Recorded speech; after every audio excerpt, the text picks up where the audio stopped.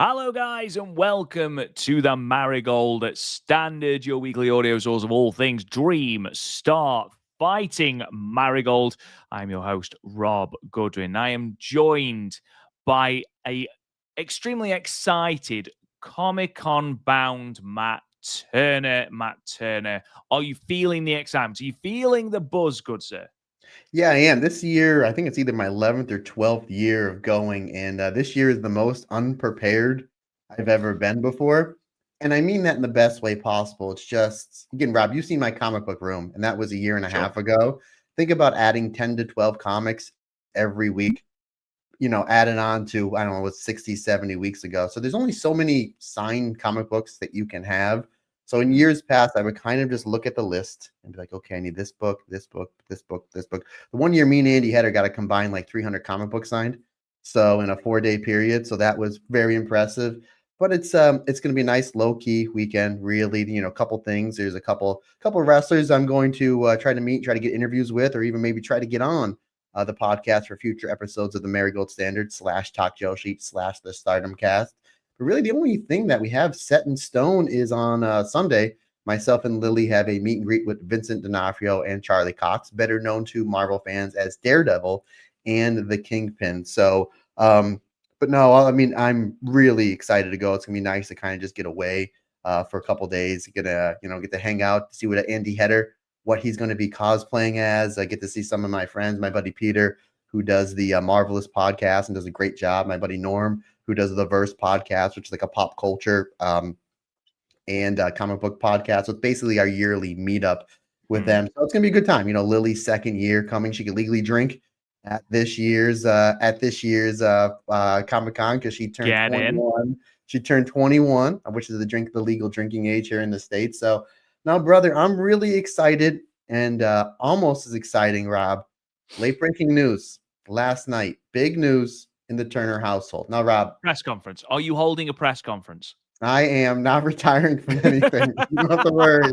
I will be. I don't know if you know who Lee Corso is. Anybody that watches college football, Lee Corso is one of the guys that does College Game Day, like the pre-show for college football. He finally retired at the beginning of this season at age 90. And I told Amber, I said, that is going to be me. I'm going to be covering wrestling up until the good Lord has me at 90. I will be covering this great sport until I'm 90. Again, if the good Lord has me on the earth this long. But no, I'm not retiring. So, Rob, me and you, we have a lot of things in common: music, comic books, Star Wars, pro wrestling. Another thing we have in common is our absolutely below average internet. And I'm saying that I'm a positive guy in the nicest way possible.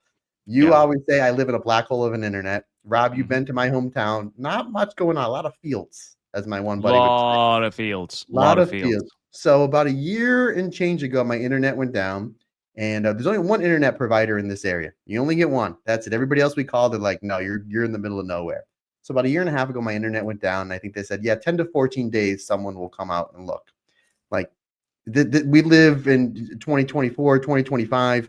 Like, you need internet all the time. That's no. So Amber clearly flipped out, and rightfully so. Rightfully so. Our CFO, Absolutely. Amber, flipped out. She said that's completely unacceptable. And she said, we need new internet. Like we need to find new internet or a higher speed or something, because even when this internet goes back up, it's not good, and that's the nicest words possible that I think she said. Yes. So I can imagine, yes. so they did say, well, we're getting a new faster internet coming to your area sometime in the next year or so. And Amber said, how much will that cost? And they told her, and they said, wow, so I'm going to get faster internet and it's going to be $20 cheaper.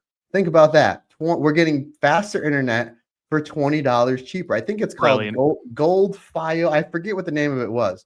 Well, sure enough, yesterday, somebody came knocking at our door and said, yes, I work for, I'm not going to say the name of the internet company because I'm not here to bury anybody. And we are going to start putting these lines in. We already started putting these lines in. We'll be back in an hour or two to see if you want to go for that. So Amber's like, this is what they were telling us about. So sure enough, guy came in, made the phone call, and went through everything. And my wife's like, yeah, this is nice. Don't get me wrong. I'm paying $20 cheaper for better internet. Why didn't I get this deal 2, 3, 4 years ago? They said someone will be there Thursday. No, recording this Wednesday between 2 and 5 Yeah. p.m. Now, obviously, I will not be able to have fun with this new faster internet until I come home from New York Comic Con. But big news, buddy. Big news. Faster working internet in the Whoa. I know. I feel like I'm like from the Jetsons. If anybody who grew up in the 80s and 90s and watched those Bloody cartoons. hell, you have aged that fantastically. Yeah, me, George Jetson. But brother, I'm great. Again, super excited. New York Comic Con, time off from work. But most importantly, that's the future. Let's talk about the here and now. Me and you talking about some fantastic wrestling from Marigold and some fantastic, basically surprise matches that we got from Marigold this past weekend. Where I just checked my Twitter feed and was like, oh, okay, we'll just put a random, 6-man tag match that I would pay money to see on Wrestle Universe. Well, that random 6-woman tag match that they put on Wrestle on Monday Magic has garnered a lot of buzz, and rightly so, because it was a fantastic match. We are, of course, going to be talking about that. We are, of course, going to be talking about Mayu's little just surprise singles match against Senka as well on the first episode of Friday Night Gacha, which is Marvelous's new show on Wrestle Universe on a Friday, which I believe is Chigusa Nageo's version of the Monday Magic series. We've also got some news regarding Seri and Komomo Minami's homecoming. Those cards have been announced. Obviously, we are a mere 2 shows away from Mirai's final match. We have got an update in regards to the full Grand Destiny card as well. And of course, we are going to be talking about a show with an interesting tag match in the middle of it, where we got 2 for the price of 1. So, we are going to be talking about that as well. Probably, again, second podcast in a week is probably going to be a relatively short episode this week because Marigold did only have 1 show. I misspoke, by the way, on the Stardom cast. So, at the time of recording, which is Wednesday the 8th, the Stardom cast went up 2 hours ago. I said that Marigold ran a show on the 5th. They didn't. I believe it was an exhibition match in their dojo. So, again, it wasn't a show on the 5th. So if you're looking for a show on the 5th on Wrestle Universe, it doesn't exist. So don't do that. It's like Historic Crossover 3 doesn't exist. Did you get my tweet this morning where they did say it, but they didn't give a date when it was coming out. No. So it's just whenever it's ready. Whenever it's ready, I was like, great, okay, cool. Like the rapture. Cool. It's coming. It's coming. It's coming. Yeah. As you mentioned, obviously Marigold Standard obviously is going to be a little bit shorter. Stardom Cast is a little bit shorter. Even Talk Joshi, because it was a solo episode because Andy Header was on his way to New York Comic Con a little bit early to beat the traffic.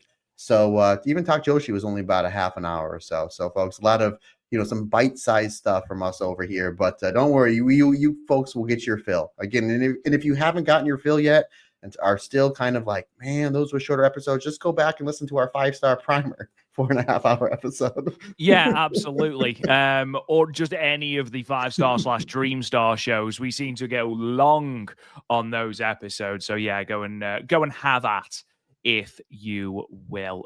Let's start then by talking about Grand Destiny, because Marigold have taken the hint. Marigold have taken the hint and they have announced a press conference, but with it being nothing bad, they've told us what it's about. So there's no need to worry, Matt Turner, okay? And I wish Stardom would do that. So thank you, Marigold, for telling us that a press conference is coming on the 9th of October, which will be today as you are listening to this podcast, which immediately dates the fact that we are telling you that there's been a press conference, because as you're listening to this episode, you'll know the full card. Yes, Marigold will be announcing the full card for Grand Destiny on the 26th of October in Ryogoku. We already know a fair slab of the matches that are going to be taking place. We already know that Utami Hayashishita versus Amiku Aono for the world title will be on that show. We know that Victoria Yuzuki will be challenging Mai Sakurai for the untitle as well. We know that obviously we have got the dream match, which we get to see live for many of us for the first time, Mayu Iwatani versus Io Sky. We know that we have got Sari Amoka versus Chihiro Hashimoto in singles match. We have got a second generation princess match between Shino and Kazuna Tanaka.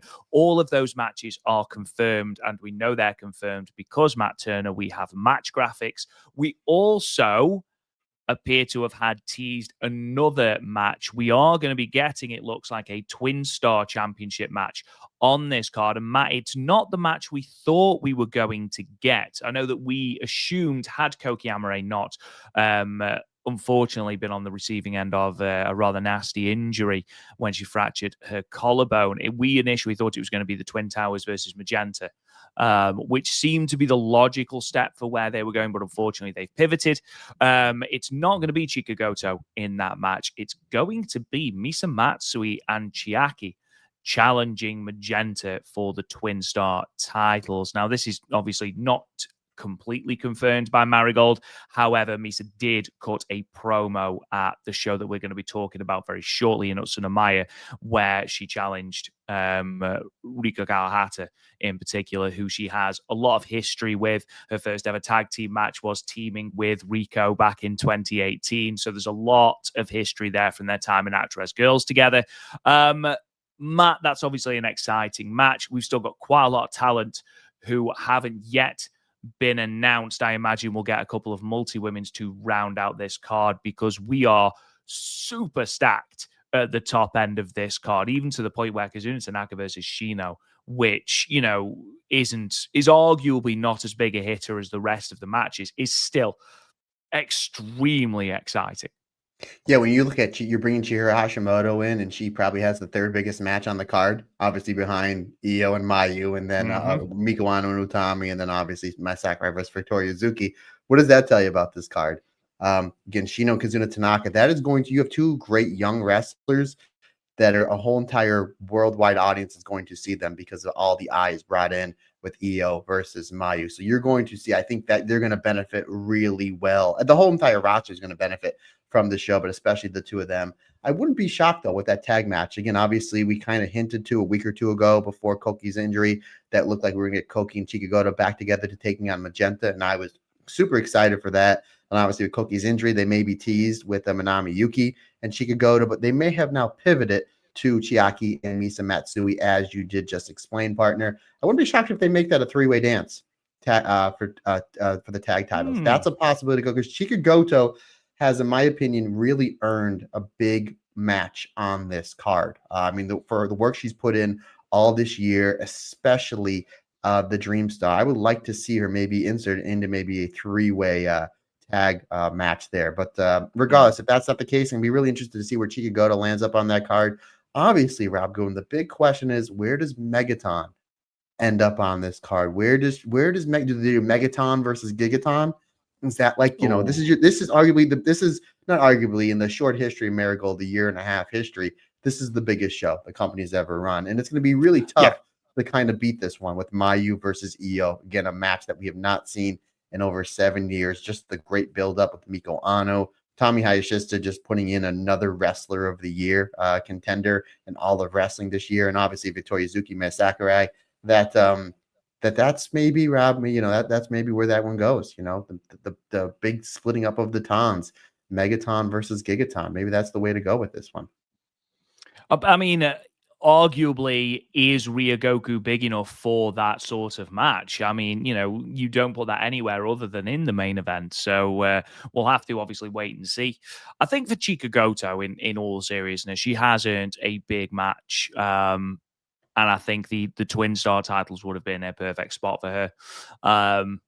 You know, she was put into a big spot at First Dream, and unfortunately, with, you know, through no one's fault, you know, Koki's injury ended up, you know, sort of ruining that match for both women. So Chikagoto had the opportunity, and that was taken from her through, you know, through no fault of her own. And now it looks like, unless they do make it a three-way dance for the tag titles, which they haven't done as of yet, Marigold. So that would be completely new territory for the company. I'd be really intrigued to see what they do with her, and if she parlays, you know, potentially not being in a high stakes match on this card, if she parlays that later on the year to a championship match, maybe we see her go again for the white belt. We saw her challenge Mai Sakurai earlier in the year in a match that again proved just how far she's come. But Chikagoto is the living embodiment of reps in the ring will you will improve. You are going to get better. And a mixture of that and her determination, a fantastic dream star where, yeah, okay, she didn't win, she didn't progress, but ultimately, I think she came out of it far better than she went in, like a lot of people on this Marigold roster.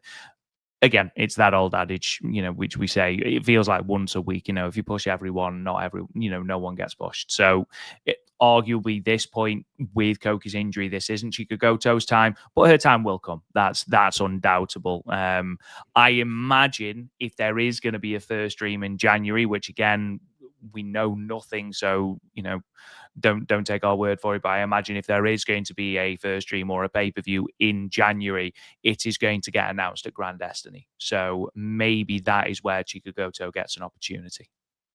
Yeah, hopefully, because it really just seems like, obviously Koki Amare's injuries have been awful for Koki, but they've also really hurt Yeah. Chikagoto. Like that again, we talked about First Dream earlier this year.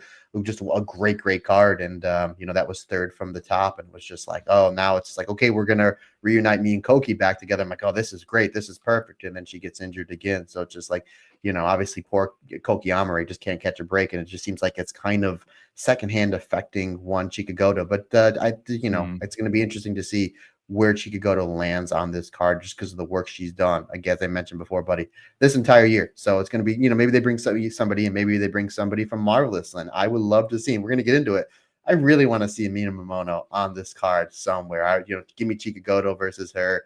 Or it's going to be interesting. Maybe just Takumi Roha show up on this card defending the GHC Joshi Championship. I actually forgot she was the champion until the show at Monday Magic. I'm like, oh yeah, that's right. I completely forgot. So I'd love to see some more Marvelous, maybe do a Marvelous versus Marigold 5-on-5 match on this card. So that might be a good spot for a Chikagoto, for a Rhea Sato, for a Komomo Minami, for Nao Ishikawa, and of course Minami for Yuki. Megaton Minami Yuki. What they should do is they should do like a big 6-on-6 and have Megaton be the first person, and she just rolls through the entire Marvelous roster. You know what I mean? I would even have Rossi bring in somebody from Stardom's past to help out, like a Yuzuki Ayakawa or a Risa Hoshinki or a Yoko Bito. I'm like, oh my God, they're back for this show, and they never get in because Megaton just rolls right through.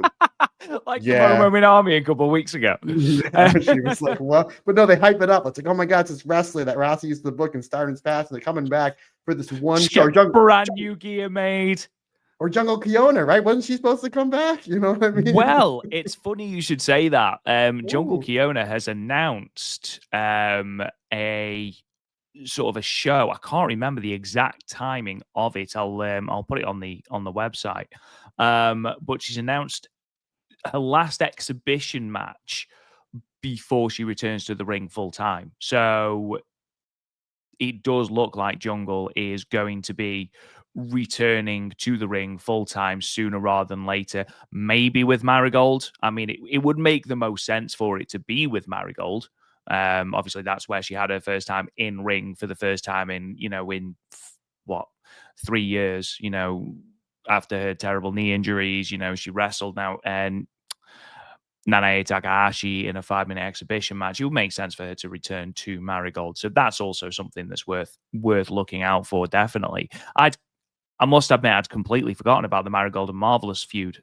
Again, rekindled at Monday Magic. That would make the most sense. Absolutely. I mean, obviously you wouldn't have Rico and you wouldn't have Maria because they're in the Twin Star Championship match, but you've got more than enough talent on that Marvelous roster between Takumi Iroha, Miyamoto, Aihozan, Senka, Sora. You've got more than enough there to really, really create another Magic match. I'm not sure if they'll do 6, but a 5, more than they can do that easily. And then, of course, maybe throw on something like a Nagisa banner versus, a Yuki Yamazaki or something like that on this card as well to round it out. But again, I've really enjoyed over the past couple of months the Marvelous and Marigold feud, and I think this will be a perfect time for for Marigold to pick up a big win on this big stage, their biggest show in their short history. It would make the most sense.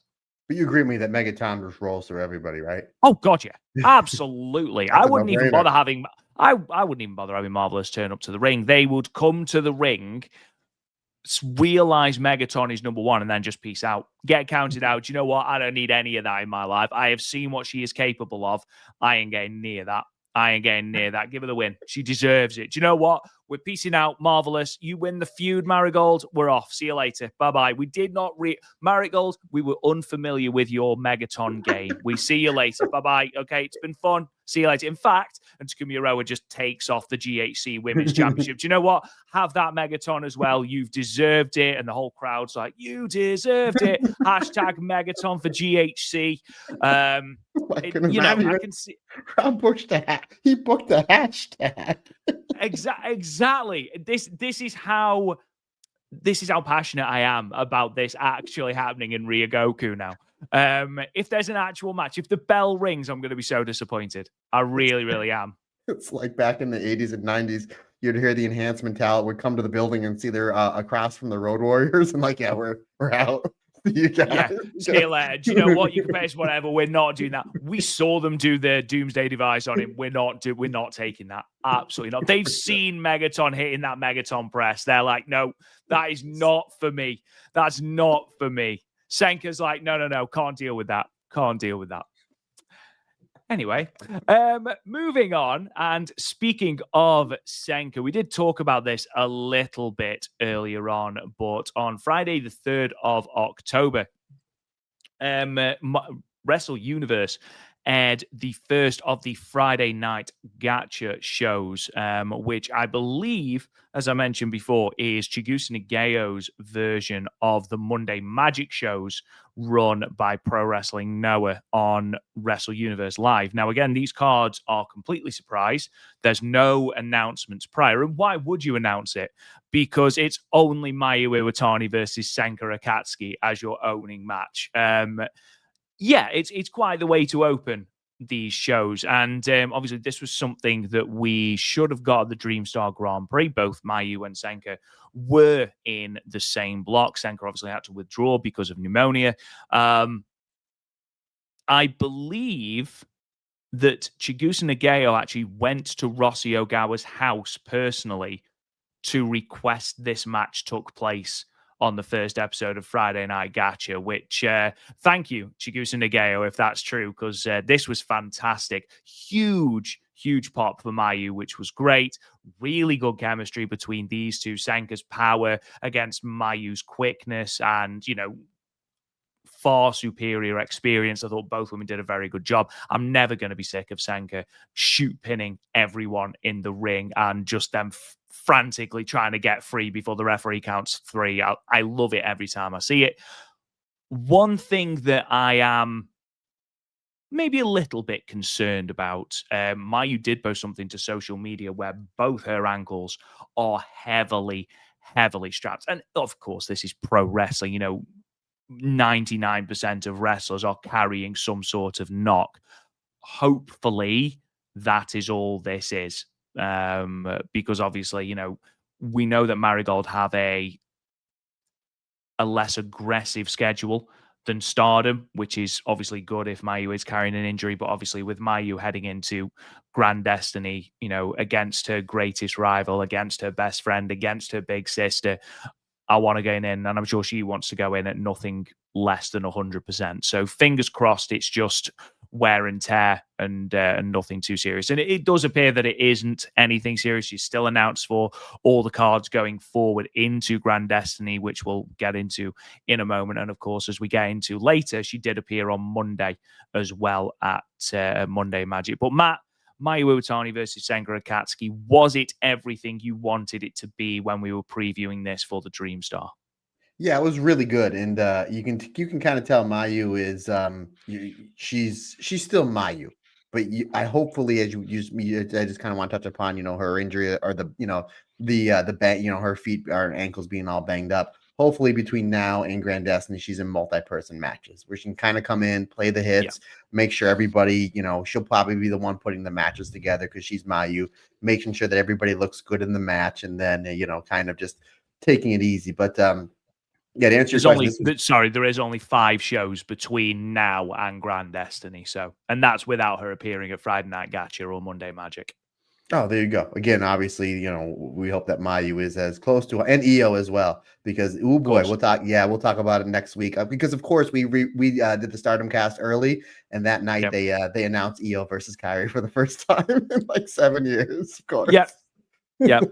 Because why wouldn't you? Because why wouldn't you? It's only like doing this episode the day before we know a press conference is happening, but we just can't schedule it to get it together on Thursday with Yeah. one thing and another. So Yeah, but no, this match I thought was really, really good. And again, the fact that it's surprise, it was like I woke up on Friday and it was like, surprise, go to your Wrestle Universe, either on your lunch break or you get done with work so you can watch Mayu versus Senka. And then Monday's just like, oh yeah. And again, we'll get into that. This was great because you're absolutely right. You have the speed and the basically just the great professional wrestling that is Mayu versus that grounding style of Senka. Styles make fights. These two have two different styles that really work together. Really excellent stuff between the two, with Mayu just kind of outlasting Senka. So much more experience than Senka. Senka's still a rookie, obviously, where Mayu's on the top of her game and has been for the last few years. This was really great stuff and a great learning experience from Senka. And again, what a better way to start Friday Night Gacha with the very first match in this series. Mayu Iwatani, arguably the greatest women's wrestler of all time, taking on Senka, somebody that obviously a lot of wrestling fans have a lot of high hopes for. And why wouldn't you? And Rob, I just hit the rewind button just a minute or two. How you mentioned that Chigusa went to Rossi's house to ask for this match. Let's take a step back and think about that. You have Chigusa, probably the greatest drawing Joshi of all time and the most over Joshi of all time, going to the house of arguably the greatest Joshi booker of all time. mm-hmm. Why didn't they film that? Like, I think there was a photo that was out there. Like, you should have filmed that. With all this streaming stuff that they're doing on Wrestle Universe, that are on Instagram Live, like, why wouldn't you film that? Like, that is just like, it's right there. It's right there. But I think it's really cool that Chigusa went to Rossi's house. I'm like, hey, let's do this for my very first Friday Night Gotcha show. So again, excellent match. I'm really excited to see what more of these surprises do. You know me, I like surprises. I like it. I don't want to know what I'm getting for Christmas or my birthday. I'm a big fan of surprises. So yeah, it looks like we're going to be getting more of this from Juan Chigusa Nagao and our friends over at Marvelous. So really great stuff and a great way to set the tone for this series of shows that she's doing. Yeah, just some other matches on this card. Tay Honma versus Kakeru Sekiguchi. We had Rina Yamashita and Spike Nishimura against Takumi Aroha and Yuna. And then we had a captain's fall match with let me try that again. Chikeo Nagashima, Hanako Nakamori, Hanoka, and Miyuki Takase defeating Miyamoto, Misa Kogura, Rina Amikura, and Valentino Rossi. So a really stacked card in Shinkiba first ring. And of course, the next one, episode 2 of Friday Night Gacha, will be this Friday, 10th of October. So absolutely check that out. However, not to be outdone, Mr. Turner. We have the return of Monday Magic Extreme Season episode 1. This again from Shinkiba First Ring, Monday the 6th of October. And again, the premise is very much the same for those who are unaware. These shows don't get announced prior, and the semi-main event was Mayu Iwatani, Seri Amoka, and Utami Hayashishita against Miyamoto, Senka Akatsuki, and Takumi Aroha in a absolutely phenomenal 20-minute time limit draw. Just to give you some indication, and again, I know that there are a lot of people who have, sort of dismissed cage match ratings, and that's fair enough. You can have your own opinion on that, but currently this is 9.1 out of 10 based off 71 votes, which is quite an indicator of people's opinion of this match. This was fantastic, Matt. This was everything I wanted it to be. This is top draw Joshi wrestling. This. Yeah, at its absolute finest, that's for sure. And what was great about this was the commentators don't know who's in the match, and like when like Takumi came out and then Mio came out, they were like, oh, like they were all excited. And then you get the team over at Marigold where you have your champion Utami Hayashishita, your and then the icon Mayu Utani, and then you have super rookie Seri. So it's like You look at all the firepower in here. You got Takumi Roha, she's great. She's fantastic. Probably the ace of Marvelous. And why I'm saying probably, because I've been watching a lot of Miya Momono for all of our fans over on Talk Joshi.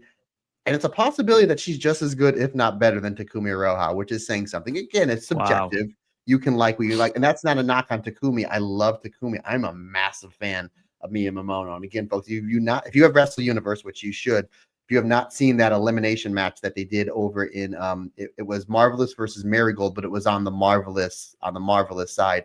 Watch that elimination match from Cork and Hall, the last few minutes with Utami versus Miya Momono. Wowzers, that was really next level pro wrestling. But like, this was great.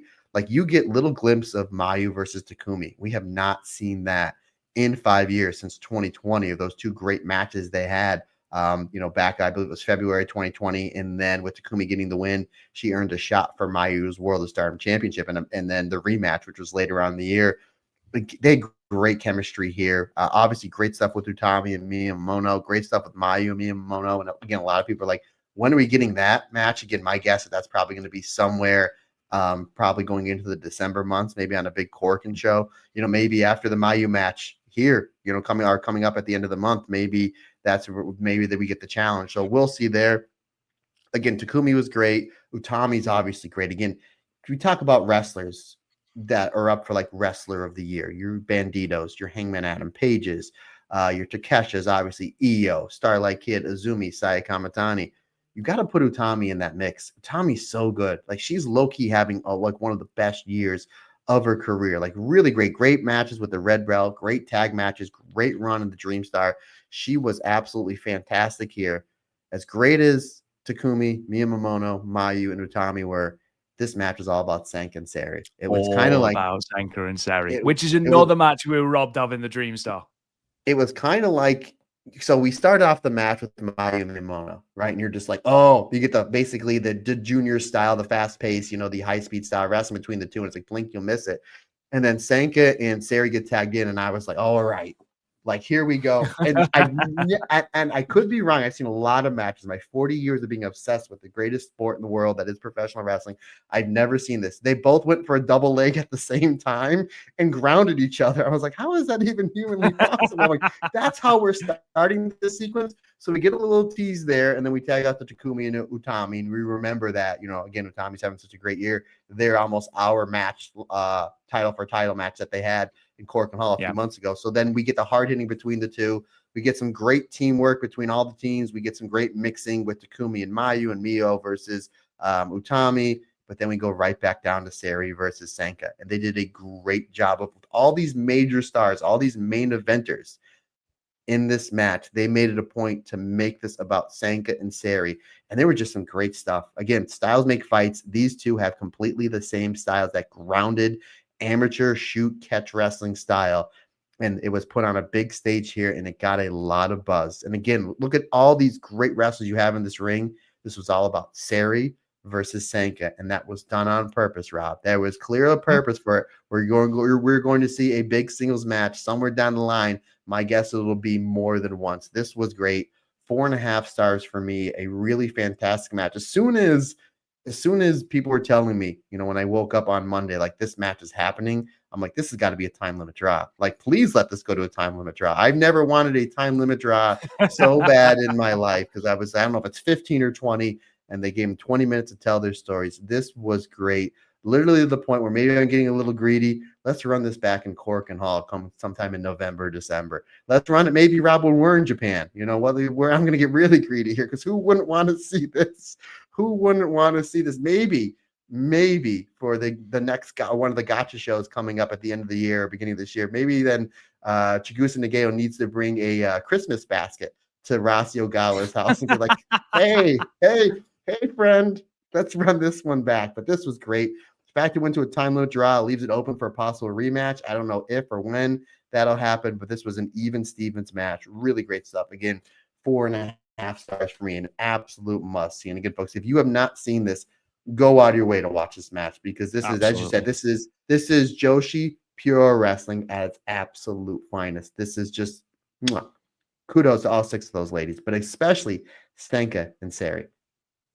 Yeah, absolutely. If this is the state of Joshi going forward with these two at the helm, I'm all here for it. Let's go. Let's go because those two are incredibly special. For me, there's no better rookie in wrestling than Senka Akatsuki at the moment. And go on.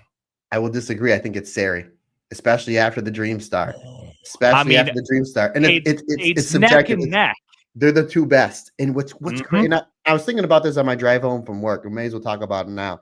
The rookie of the I was going to ask you who the rookie of the year is in wrestling. For you, it's Senka.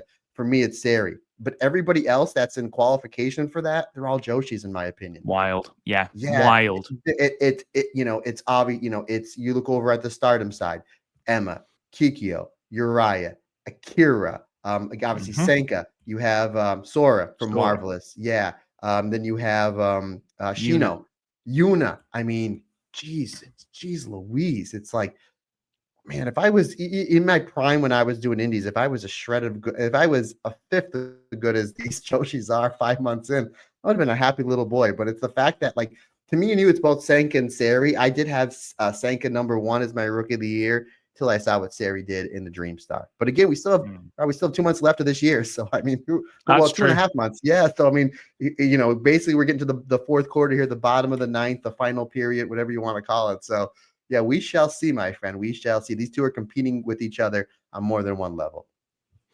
I think that had Seri and Sanka been in the Dream Star together, I think we'd have seen those perform. I mean, to be fair, look, I've said Senka is for me, the best rookie in wrestling at the moment. Yeah, Sari is within touching distance of that. She really is. It will be interesting to see what would have happened if Senka would have had a full Dream Star as well. But again, like, who's the real winner here? It's us because we get to watch this. And as you mentioned, like we didn't even mention Yuki Yamazaki in that, who is doing Yeah. tremendous work. Nagisa. Nagisa Takibana, exactly, who is doing really good work. Ria Sato, who is still technically a rookie. Victoria Yuzuki, if you want to be really, really, really wide with your net of what you would call a rookie, I wouldn't necessarily class No. Victoria Yuzuki as a rookie at the moment. I'd class her as a bloody top star, but that's by the by. Yeah, an incredibly special time for rookies all over Japan. Lots to get Uh, excited about, buddy. Lots to get excited about. You are not wrong, my friend. So we move on then. A couple of big shows have been announced by Marigold, including Seri Yamoka's homecoming show, Komomo Minami's homecoming show, and on top of that, Shino's homecoming show as well. So I'm not going to go through all of these cards because we'd be here for hours and hours and hours, and we'll preview these as we get closer to the cards. Because let's not forget, of course, we've still got the show from 176 Box Osaka on the 11th, which will see Mirai's Gauntlet, and we've got Korakuen as well coming up on Monday the 13th. So these are shows that are coming up after this. So these are the first post Mirai shows, if you will. So first, we go to the Chikujo Community Center Sapir in Fukuoka for Seri Yamaoka's homecoming match, where she will team with Mayu Iwatani and Shino against Utami Hayashishita, Victoria Yuzuki, and Yuka Yamazaki. We then go to the 18th of October. So I'm just trying to find this on my notes, where again, we're in Fukuoka across Fukuoka to be precise, where it is again Komomo Minami's homecoming show. We have got her, Mayu Iwatani, and a debuting Coco against Utami Hayashishita, now Ishikawa, and Hummingbird. Some brand new renders, by the way, on these graphics. Some really, really good ones. And then on the 19th, we are in Refresh Park, Yamaguchi, where it is Shino's homecoming, and she will be teaming with Mai Sakurai and Mayu Iwatani against Miko Ano, Victoria Yuzuki, and the powerhouse that is Megaton. So a couple of really big shows as we head into Grand Destiny, and that show on the 19th, that show in Yamaguchi, that Refresh Park, that is the final show before Grand Destiny, which of course is the 26th of October. Not that I am excited in any way, Matt. No, not only am I excited, Rob, again, if you're watching this on YouTube, if you look at this graphic of Shino, Mayu, and Seri versus Utami, Vittoria Zuki, and Yuka, this very well, Rob, could be Moons versus King's Journey, right? Because Mayu stars, now obviously Moons, and obviously, right? Like, this is, would she call them clouds? Moons. Yeah, would it be moons Wow. or Yeah. clouds? Yeah, I don't I know. quite like the idea of it just being clouds. Yeah, absolutely. And it's Mayu's face in like a cloud version, kind of like the saxophone player in The Simpsons, Bleeding Gums Murphy, when he dies and he Bleeding turns Gums into. Murphy. Yes. Bleeding Gums Mayu. We had a big discourse on Simpsons episodes at my comic shop today. So I was thinking on my way home, I got to get in touch with Andy Header. We might do a roundtable discussion of who are the top 5 best Joshis to be Simpsons characters, obviously. So Ooh, intriguing. Saki Kashima would definitely be number 1. Absolutely. Saki Kashima would win that hands down. Let's move into the one show that we are going to be talking about today, then, and that is the show from the 4th of October from the Utsunomiya bunker, Kaiken in Toshigi. Now, the attendance wasn't officially announced for this show. It's the second time actually that Marigold have run this venue. They ran it for a part of the Winter Wonderful Fight tour back in December, and the number also wasn't announced there. So it just seems to be a thing that comes out of Marigold running Utsunomiya. Again, it wasn't on Shoe Pro, which is where a lot of the numbers go first. It isn't on the Marigold website. It's not on Cage Match. So there is a chance that they might announce it at a later date. But as of the time of recording, the attendance has not been announced. That aside, though, Matt, I thought the venue looked absolutely beautiful. Really big fan of the venue itself. Yeah, it looked really good in the way it was shot too. Kind of had the aerial shot, and then you had your inside shot. Really great job editing things together. Really make you feel like you're part of the action. And the crowd was really into it. Really great acoustics, and obviously the most important thing was the best thing was the actual show. Was the actual show because that every match really, really delivered for another fantastic show from Marigold. Yeah, absolutely. This flew by. Absolutely flew by. And this is exactly what Marigold, house shows should be about. Quality wrestling, a good fun atmosphere, and Miku Ano trying to herd cats in the main event to try and finally sign off this show. And Mayu and Victoria Yuzuki just in a complete world of their own. In terms of the actual results, then, we open with a singles match. Now Ishikawa defeating Hummingbird with a double underarm facebuster in 8 minutes and 47 seconds. Divisive match that great that now picked up the win. However, a devastating loss for Hummingbird. Singles match, Rhea Sato, of course, defeated Megaton with what else? A submission move, this time the ankle lock in 5 minutes and 43 seconds. We then had a tag team match, Seri and Komomo Minami versus Mirai and Yuki Yamazaki. The final time that Mirai and Yuki Yamazaki will team up before Mirai's departure. Don't know what happened here and if this was supposed to happen, but after 31 seconds, Komomo Minami rolled up Yuki Yamazaki with the Komo clutch. Mirai requested that we have a rematch, which they did. Seri Amoka and Komomo Minami winning again. Komomo Minami getting a clean win over Mirai with the Komo clutch in 13 minutes and 4 seconds, which, say what you will, Mirai's on the way out. Okay, that's still a huge win for Komomo Minami. Not only picking up 2 back-to-back pinfalls, but to pin Mirai, really good stuff for her. 6-woman tag team action in the semi-main. The Darkness Revolution team of Nagisa Nozaki, Misa Matsui, and Jackie defeated Kazuna Tanaka, Minami Yuki, and Nagisa Takibana. Misa Matsui pinning Nagisa Takibana with a diving double foot stomp in 11 minutes and 16 seconds. And then in your main event, we had a 6-woman tag match. Mayu Iwatani, Miku Ano, and Victoria Yuzuki defeating Utami Hayashishita, Mai Sakurai, and Chika Goto. Miku Ano picking up the win with the Styles Clash in 21 minutes and 46 seconds. Matt, let's talk about this opener then. Now Ishikawa picking up a singles victory. And again, I'm torn. Obviously, love now Ishikawa, but again, the curse of Hummingbird is real. Yeah, but the good thing, this was a great match. And I say it every week, It I'm going to say was it a again. really good match. Start your show with a hot opener. You got great technical wrestling to start, and then you went into some lucha style offense, and then you see Hummingbird picking up the pace because it was kind of an even Stevens match about 3-4 minutes in.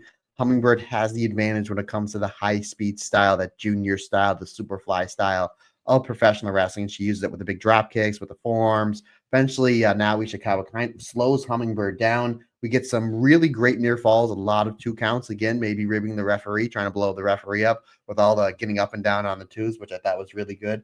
Eventually, though, we see Naomi Ishikawa. She just uses the power advantage with some forearms, some lariats, and then hits the double underhook suplex, and then her version of the Angel's Wings, putting away the Hummingbird, cracking the eggs in the bird, Rob Goodwin, if you will. Great opener, 3.5. She clipped the wings. Clip the She wings of did the bird. clip the wings, absolutely. Of the bird. 3.5 stars for me. Again, a really, really solid over. These two have really great chemistry. We've seen them on opposite ends of not only singles matches, tag matches, multi-person matches. These two, it just works. Now in Hummingbird, it just really seems to work. And these two are consistently getting better each and every show. Yeah, and that's something that I noticed in this match. Obviously, now was great. The atmosphere was really good inside the venue for the entire show, actually. But Hummingbird, she's always been, I think Sonny and Stu call her enigmatic, mysterious. But, she has always been one to try more innovative moves, that lucha libre style. And, there were moments where, parts of it went wrong and, there were things like that. However, continued to she continued to do it, she continued to persevere, and, more credit to her now because I feel like she's significantly smoother with these transitions and into these moves and into these sequences than she was before. And I think now was a really good opponent for her. But again, full credit to Hummingbird because for me, she's another one on this roster who is developing really, really well and improving a lot with all of these reps. Yes, you might not win a terrible amount, especially in singles action. However, she is definitely, definitely noticeably more secure in the ring, at least for me anyway, Matt. Yeah, you're absolutely right. You hit a lot of stuff on the head there, my friend. Again, we talk about all the time. Ever since Kondo has been a head trainer there, bringing Mayu in, you can just tell a lot of stuff are getting tightened up. It's a lot of little things that add into big things that help the storytelling and the flow of the match, and then all goes together. So again, these opening matches for Marigold have been really, really entertaining. Speaking of entertaining, Megaton, 5.5 minutes.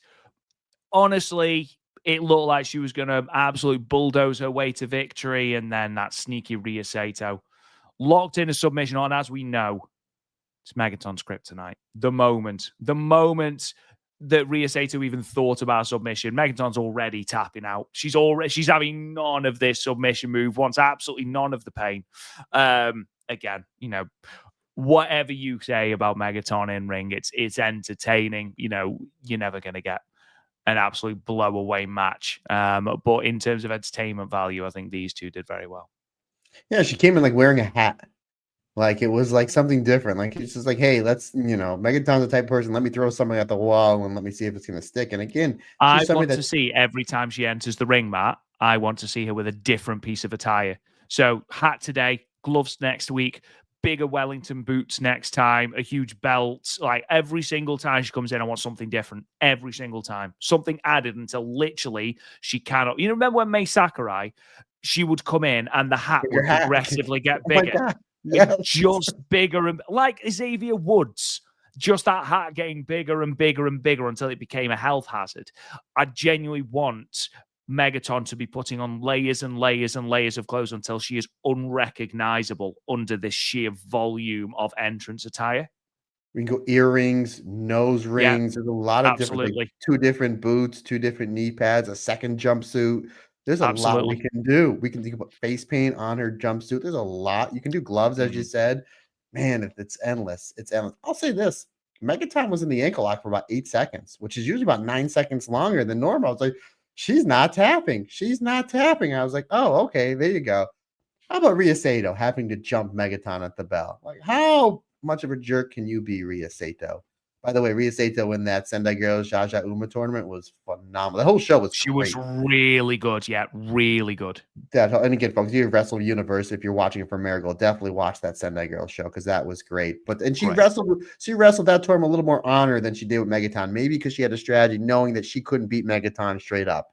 So if that's the reason why, Rob, I commend her because sometimes you just need to try to get the win one way or another. So yeah, this is, she gets the jump. Megaton comes back. She goes for the Megaton press. I like how Megaton announces she's going for the Megaton press. Yeah, of course. Goes to then she goes to the second row to hit the super duper Megaton press. Obviously, that's her downfall. She misses. Rhea Sato and puts in the ankle lock, and 7.8 seconds later, which again, about 9 seconds longer than I thought, Megaton taps out. Again, a really funny, entertaining match. You're not getting Steamboat versus Flair here. You're not getting Mayu versus Io, but you're always going to get some really great stuff in Megaton. And the most important thing, Rob, is the crowd is entertained. And at the end of the day, if you're buying a ticket to Marigold, or you're like us, we obviously pay for our subscription to Wrestle Universe, and we want to be entertained with matches from Megaton. And we were highly entertained. 3 stars for me. Fun stuff. Moving on then to your 2 for the price of 1 tag team match. Seri and Komomo Minami picking up 2 separate victories over Mirai and Yuka. This was a really interesting one. Obviously, the tag match that lasted 13 minutes was really, really good. And again, Komomo Minami, even though that's Shino on the graphic, Yeah, it was definitely Komomo Minami, wasn't it? I'm not wrong. It was, and I think this was the semi-main event. I think the 6-person tag was match 3, but I could be wrong. I don't think I am. I watched this match. I watched the show straight through. Regardless, we can talk about it. Cage match says it's Darkness Revolution versus Kazuna Tanaka, Minami Yuki, and Nagisataki Banner. So, I mean, no, it wasn't. Was it? I watched it in broken bits because I watched the main event first. Oh, I watched it straight through. Oh, no, I didn't watch it straight through. That might be why. Anyway. Regardless. So it is Seri and Komomo Minami. Komomo Minami. Okay. She got 2 pinfalls in this match, and she's not even didn't make the graphic. Going. She's definitely Komomo Minami because she definitely won the match with the Como clutch. She knows great, but she's not Komomo Minami. Let's just go with it. Yeah. Just go with anyway, it. Like Roddy Piper always said, just go with it. Yeah, let's go ahead, good sir. Continue. The 30-minute tag match was great. And again, huge victory for Komomo Minami. Huge nod of approval from Mirai on her way out. And actually on the microphone, Mirai does go out of her way to say, you are the future of Marigold. You are going to be the ones taking Marigold into the future, which again, I thought was a really nice touch from her on her way out. The 31-second match. What do we think happened there? Do we think that was legitimate? Do we think that actually that shouldn't have happened and we've done it? Because this hasn't happened in Marigold before, and it seems like a very strange match to do it for the first time. I wonder if Komomo Minami rolled up Yuka and Yuka just didn't kick out in time. And basically the whole crux of this match was Mirai putting Komomo Minami over, and they needed to redo the match so that Mirai could give Komomo Minami her flowers and her moment in the spotlight. Either way, it didn't particularly matter. It played out fine. It was just a bit of a strange little moment. If one thing, it puts the Como clutch over really well because she gets 2 falls in 13 minutes. And again, obviously Yuka's great, but Mirai's a big star from her. Obviously, we know that she's moving on to it. And I'm excited to see what she does after leaving Marigold. But it really puts that move over. It could be one thing if Seri got the win and it was an accidental or whatever. It's one thing if Komomo Minami got the win with something else. But the fact that 2 Como clutches, Rob, it really puts the move over. Now, to answer your question, what do I think happened?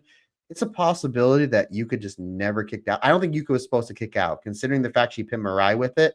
I think that either one, this is exactly what they wanted to put the move over. I think that's the most logical thing. Or Mirai just didn't break up the fall in time. Because you see Mirai when she's asking to start the match, she's kind of giggling at each other. But and again, I know, again, obviously every wrestling's a little bit different. Every show's ran a little bit different. But I know in the 20 years I've been doing the indies, the ref will always be, what's the finish of the match, and what do I need to watch out for in case there's some, cheating that he's not supposed to see. So the ref usually knows what the finish is. And I also know from matches that happen on TV, which I've never wrestled on live TV before, that the ref is instructed to count to 3. Or if they don't know the finish, the ref is instructed to count to 3. And if you don't kick out, that's on you. That's on you. So in both ways work. And from a logical sense, I understand that. But I think if you're asking me, I think that was supposed to be the finish. That's my number one answer. However, right below that is Mariah just never broke up the pinfall.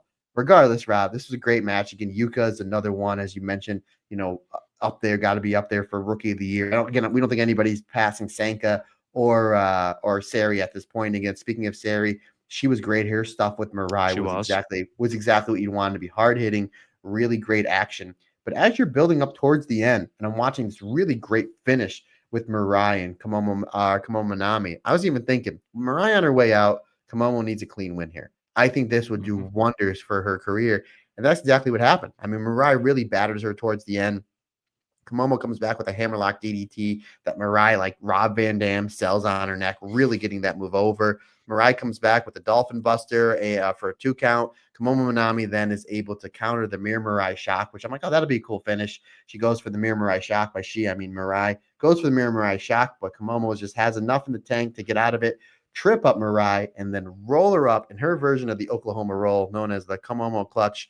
Really great match. And again, the move, what gets over the most is that move, is the Komomo clutch. So that's something to really look out for. She's established this as a finish. She's had some wins before, but getting 2 wins here, especially pinning Mariah on Mariah's way out, really something. Again, we made mention when Komomo Minami just missed getting into the Dream Star that they seem to have certain plans for her.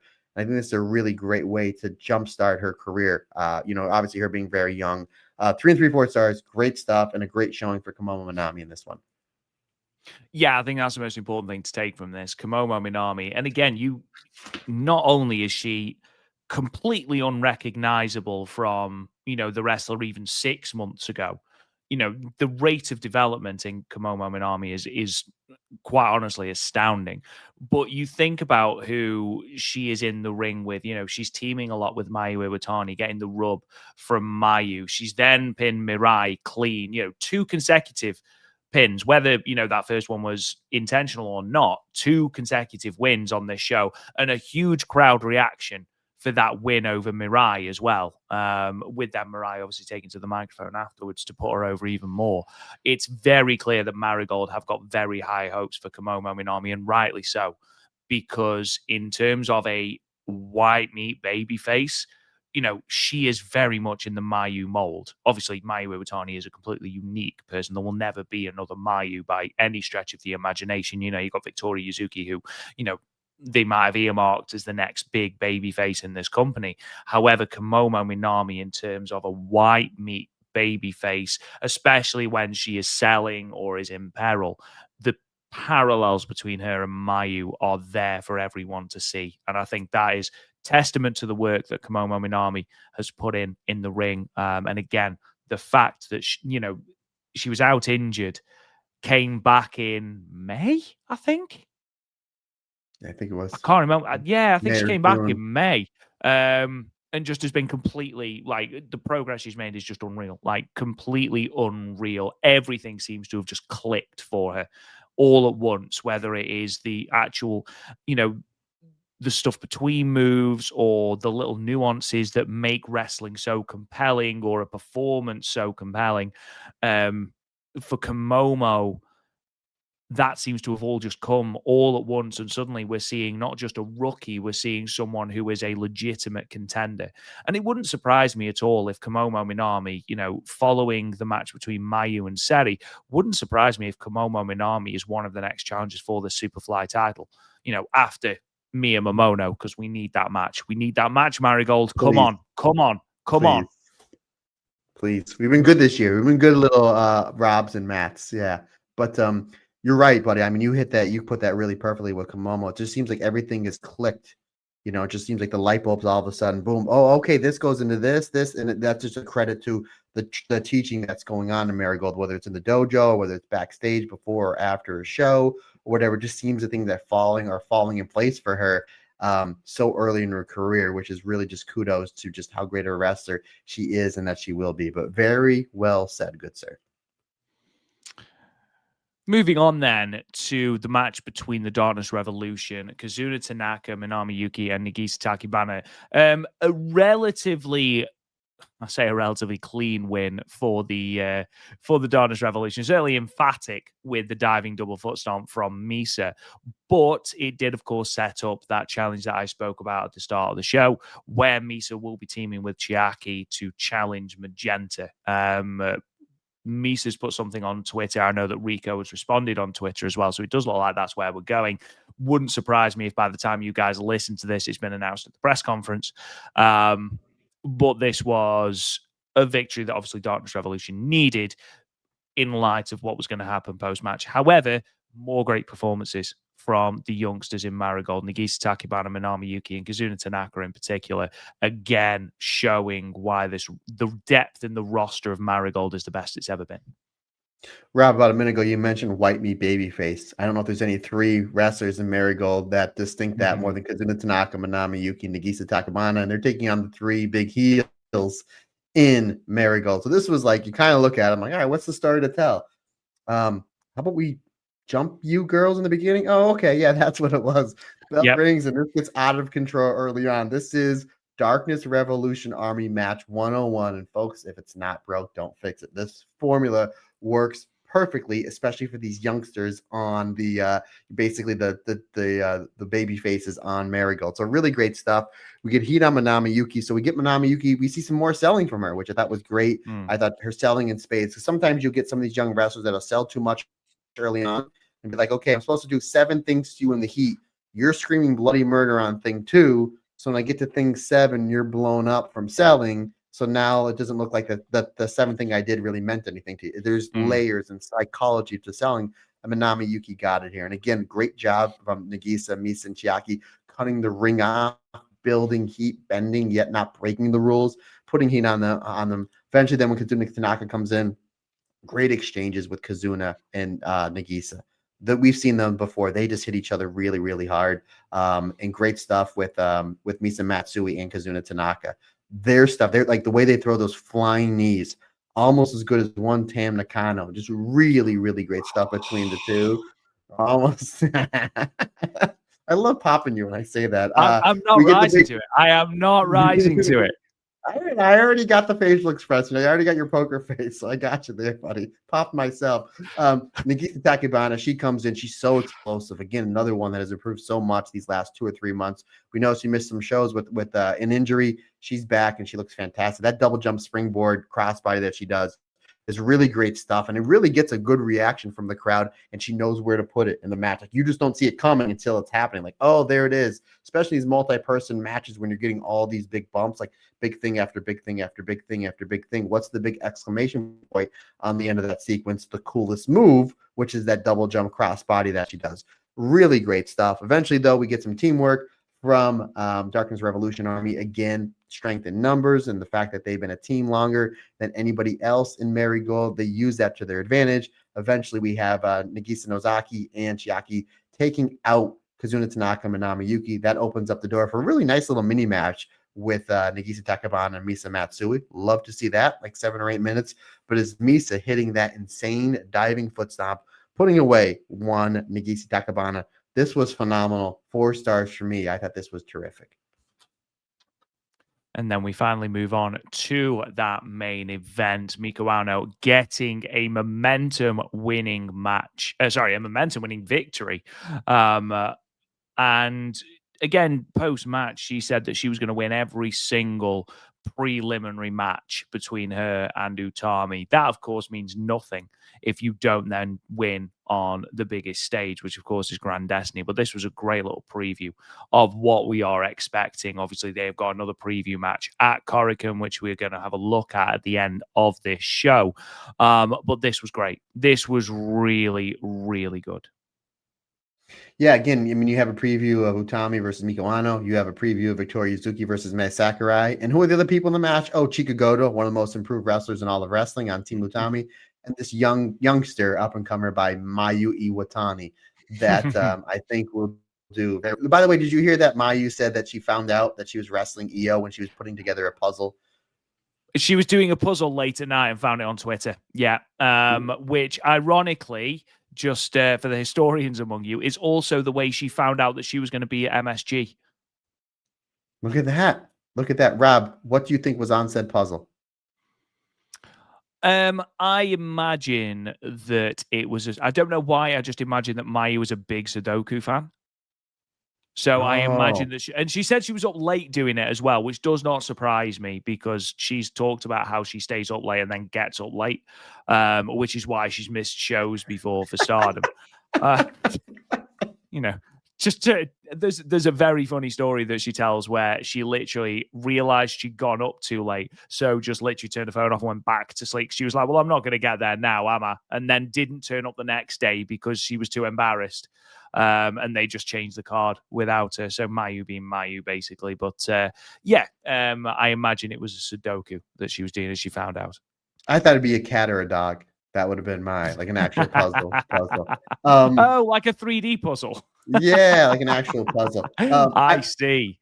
I will say this. This match starts off with Utami Miko Ano. Great way to start off because this is your big championship match coming up in Sumo Hall. Big lockup, strike exchange, strike counter, and then we tag out to our United National Championship preview with Yuzuki and Mai Sakurai.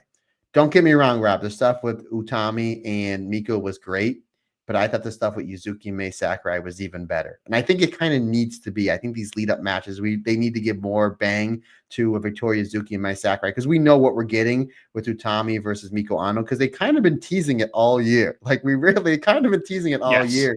But they did a great job of, again, we know it's going to be great. And obviously, Utami and Miko Ano were phenomenal here. But I was more impressed with what Victoria Yuzuki and Mai Sakurai did. I mean, there was some violent, fast exchanges between the two. Like, Yuzuki has the advantage when it comes to explosiveness and that, again, that junior style, the Superfly style. But then Sakurai just, like, starts pummeling her with forearms, with kicks. It got, like, really violent in a really good way. I mean, I was excited for their match to begin with. Now I'm really excited coming off this. And then we get the tag out to Chikagoto, Mayu Iwatani. Really great stuff there. Again, Chikagoto is another one that's ever improving. Mayu gives Chikagoto quite a bit towards this. Gives a load, yeah. Yeah, we get some really great teamwork towards the end, especially with Mayu and Victoria Yuzuki doing almost like the FWC dive, with Mayu doing the suicide dive to the ropes and Victoria Yuzuki doing the dive off the post. I was like, boy, howdy. Really great stuff there. So again, we thought that Victoria Yuzuki would be joining Utami's King's Journey, but it looked like she might be joining Mayu's Clouds. I think that's what we're referring to it as. I thought that was... God. We can't call it that. I just said moons and then you said clouds. Now you're... Folks, let us know what Mayu's... It's got to be one word and it's got to be space, like how Queen's Quest is King's Journey, Mayu was stars. So it's got to be moons, stars, suns, Jupiter. We'll figure it out. We'll workshop it. Again, folks, let us know. Anywho, really great stuff there. Obviously, the double dive leads to Utami, basically takes everybody else out of the match because, again, that's your big high spot at the towards the end of the match. We get this great build, and then you have the big double dives from Yuzuki and Mayu Iwatani. So now you know you need to get close to the end because, again, that is your big high spot in the match. So then we get this mini match with Miko Ano and Utami Hayashishita. And I was like, if this doesn't go to the time limit draw, this needs to be a Miko Ano win. Because Utami, I say this all the time, I'm going to say it again, there's nobody that knows how to lose like Utami Hayashishita. Like, she loses and it never discredits herself, because what it does is it gets her opponent over and it makes you more anticipated for that championship match. Like, look at the build-up with Mirai that we had pretty much at the beginning of the year leading into that match in the spring. Good. It was so good. Mirai pasted Utami the entire time, and then Utami gets her revenge in the championship match. Is that what we are going to see come up at the end of the month in Sumo Hall at Grand Destiny? Maybe, maybe not. The only way to find out is to tune in, and we will be tuning in, folks. Again, that's what you want. Again, really great stuff here. Utami blocks the Styles Clash, hits a big German suplex for a 2 count. Miko Ano comes back with a head kick and a huge rainmaker to Utami. Utami fires back up, hits a huge lariat to Miko Ano. Miko Ano is able to fight through, showing some great fighting spirit. Uses that K1 kickboxing dojo style to open up the door to stun Utami long enough to go back to the Styles Clash that she tried to hit a minute or so ago earlier. Hits the Styles Clash, gets the win. Phenomenal match. 4.25 stars for me. Some really great stuff. Even though we have only one show to talk about from Marigold, between this entire show, especially this main event, between the Gacha show and the Monday Magic. A lot of really great professional wrestling from our friends over that Dream Star Fighting Marigold. See that hard sell I did there, Rob? You did. I'm very impressed. Very impressed. Yeah, as I said at the start of this is exactly what I want from our Marigold house shows. Great wrestling, entertaining, and building towards those Korakuen Hall shows. And that's exactly what Mika Wano and Utami did. Obviously, Mika Wano then took to the microphone, as I mentioned, tried to do the sign off, but genuinely, Mayu, Utami, and Victoria Yuzuki were in complete worlds of their own, looking up at the, the big balconies and stuff like that. They had no intention of listening to Mika Wano whatsoever, but eventually she got the sign off done. Looking ahead then at the next couple of shows, obviously we've got a busy week in terms of Marigold. We start off with the 11th of October in the 176 box. This is, of course, where Mirai will be having her All-Star Gauntlet, where she will take on the entirety of the Marigold roster in a series of 1-minute singles matches. The rest of that card for the 11th of October is as follows. Now Ishikawa versus Megaton. You have got Hummingbird and Flying Penguin, the greatest tag team in the history of the world, against Misamatsui and Chiaki, which you can almost guarantee is going to be a victory for Darkness Revolution if they're challenging for the Twin Star titles. Kazuna Tanaka versus Ria Sato in a singles match. Keep your eye on that one. Chikagoto and Minami Yuki taking on Komomo Minami and Nagisa Takibane. We've got an 8-woman tag as your semi-main event. Utami, Mayu, Shino, and Mai Sakurai against Mika Wano, Victoria Yuzuki, Seri and Yuki Yamazaki. And then, of course, that aforementioned All-Star Gauntlet for Mirai. We are then, of course, going to Korakuen Hall on the 13th of October, which will be live with English commentary on Wrestle Universe.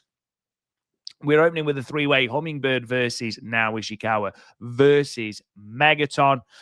We have got, I know, expecting more clothing, expecting a bigger hat. Wait, that's the main event, right? Absolutely, of course it is. Okay. Of course it is. Turn it off. Tag team, yeah, there's no point watching anything else after that. Tag team match Chikagoto Minami Yuki versus Misamatsui and Ria Sato.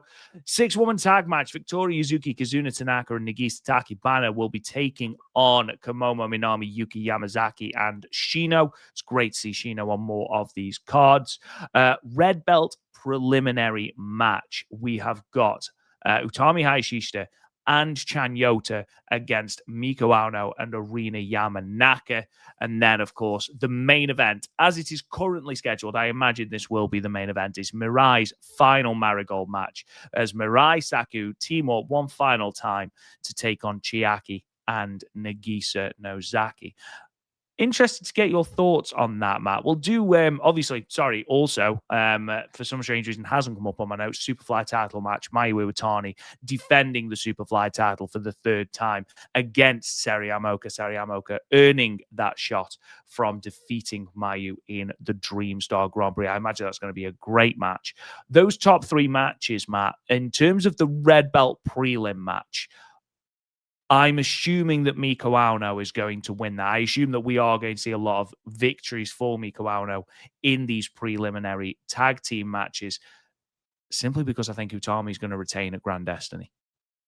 I agree on both those things. I think Mika Wano, it's a formula that's always worked for Rossi, is on these leading up matches, you have the challenger go over. So then this way you have the champion overcome. Especially you have a champion that, again, understands how to get somebody over like how Utami does. And it's Utami, one of the best wrestlers in all of wrestling the last 4 or 5 years.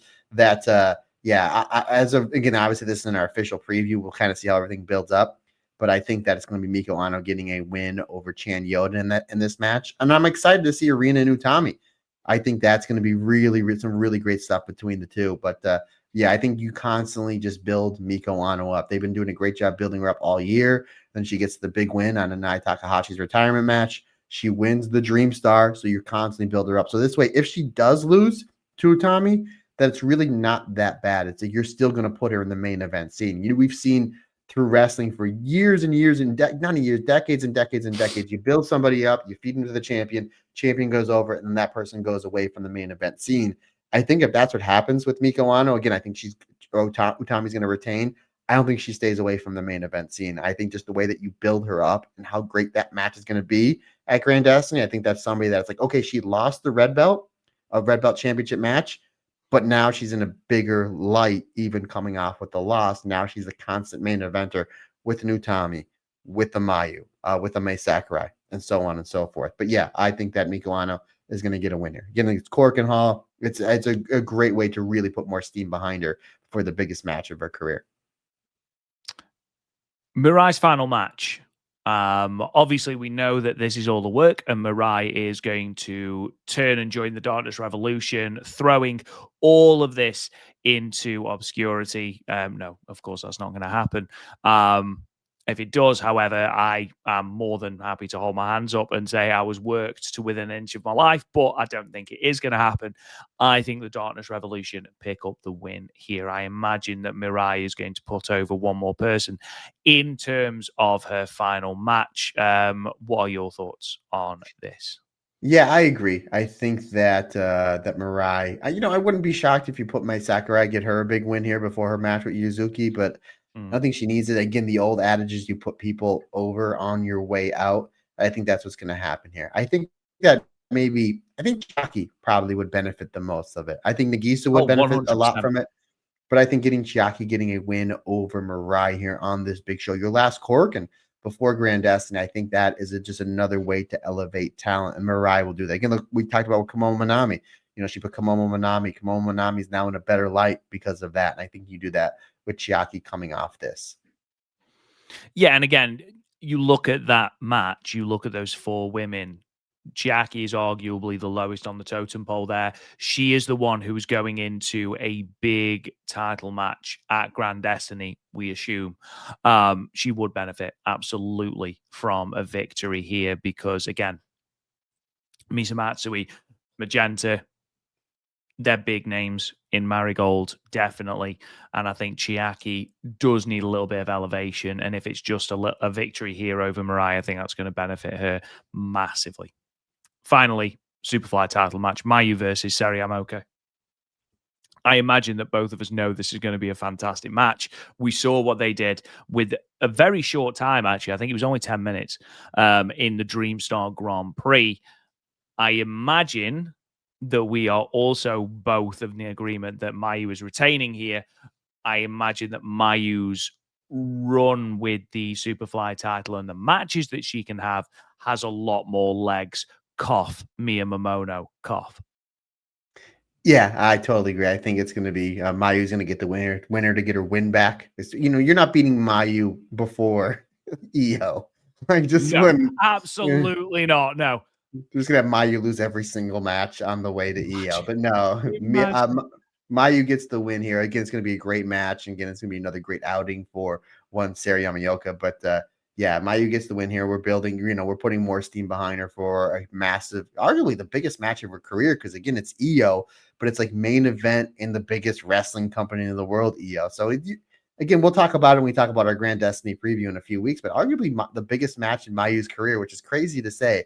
But I think Mayu's going to get a win here. I think this match is going to do really great wonders for Seri, even coming off a loss. But I totally agree with Rob, except I'm going to take away the cough and say no cough. Give us Mayu versus Mia Momono. Give us, and obviously we built it, we teased it. It's right there. Obviously, I understand why we want to get Seri the big match here. That then we kind of cool off that championship a little bit until after the EO match, and then maybe November, December we start building up to Mayu versus Mia Momono.